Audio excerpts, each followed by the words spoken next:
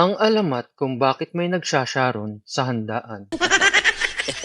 Noong unang panahon, sa kaharian ng piyestahan, may isang matandang babae na kilalang-kilala sa pagiging advance mag-isip pagdating sa pagkain.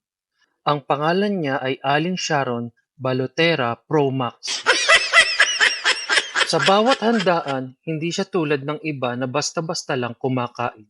Hindi, siya ay isang visionary.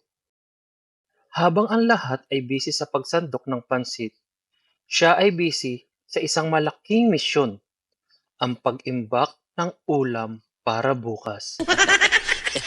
Isang araw, nagkaroon ng pinakamalaking piyesta sa buong kaharian. May lechon na kasing laki ng kabaong, kaldaretang parang ilog, at spaghetti na parang highway. Habang ang lahat ay abala sa pagkain, si Aling Sharon ay may dalang mahiwagang bag na tila walang katapusan ang espasyo.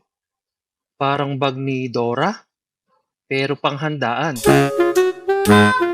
Isa-isa niyang sinilid ang 3 pirasong manok na may extra gravy, isang bandihadong pansit para sa almusal bukas, 2 puto kahit wala pang nagseserve nito, at syempre, isang buong crispy pata na binalot sa napkin.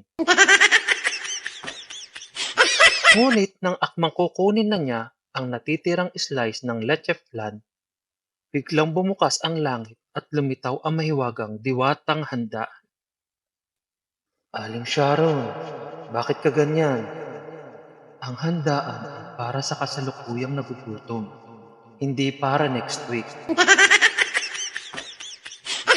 Pero imbis na matakot, buong tapang na sumagot si Aling Sharon.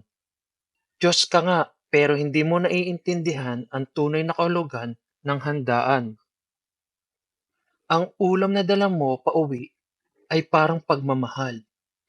Pinaparamdam mo pa rin kahit tapos na ang selebrasyon. Napanganga ang diwata. Grabe, may point siya. Dahil dito, hindi niya pinarusahan si Aling Sharon. Sa halip, ginawang tradisyon ang kanyang ginawa. Simula noon, sa bawat handaan, laging may isang nilalang na kukuha ng ekstra ulam, isisilid sa plastik at tatawaging Nag-Sharon. At iyan ang alamat kung bakit hanggang ngayon may mga nagbabalot sa handaan.